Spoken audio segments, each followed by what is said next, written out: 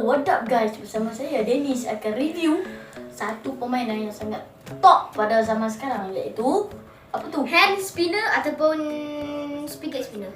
Lebih dikenali sebagai fidget spinner. Okey, di mana kita boleh dapat fidget spinner? Kita boleh dapat dekat QCB Penang yang harga dia adalah RM49.90. Ada dekat sini, kalau boleh nampak. So kita boleh dapat dekat Queens Bay Mall Pulau Pinang dengan harga yang iaitu RM49.90. Okey, dia ada berapa color sebenarnya, Mohamad? Dia ada dua color. Dua color. Hitam putih dengan merah hitam putih. Macam ni. Okey, dia ada color merah dengan color putih, tapi dia ada 3 set yang berlainan. Mungkin dia akan berlainan di sini. Sini body merah dan ada juga di tengahnya, di middle fidget spinner ni warna merah juga. Tapi kami buat berlainan warna. So dia sediakan pelbagai pilihan lah. I rasa 3 pilihan fidget spinner yang disediakan. So harga dia RM49. So dia packaging dia macam ni. Belakang dia anda boleh lihat. Anda boleh pause video untuk baca kotak ni. Saya tak perlu terangkan lagi. So packaging dia okey je.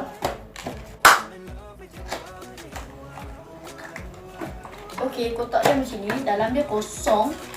Tak ada apa-apa instruction, tak ada apa-apa kertas apa-apa. Dia tak ada bagi instruction apa. Fidget spinner ni ramai nak main. Kita pun tak tahu apa nak main. Mungkin saja nak hilangkan bosan. Berat juga dia punya fidget spinner ni, bukan plastik lah. Dia lebih kualiti ke plastik lah. Okey. So dia akan pusing macam ni. Dalam saat dia dalam lebih kurang 30 second. So macam ni dia punya pusing.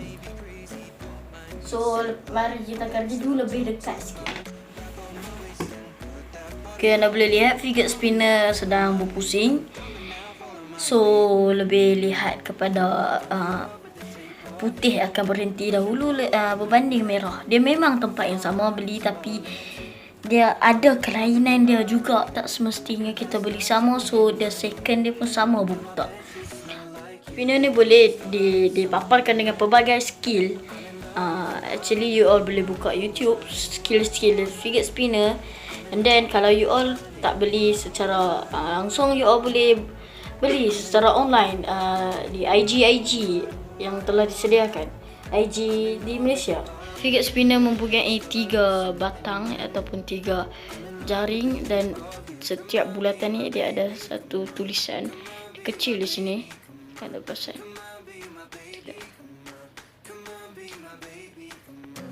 Ya, ada tulisan di sini.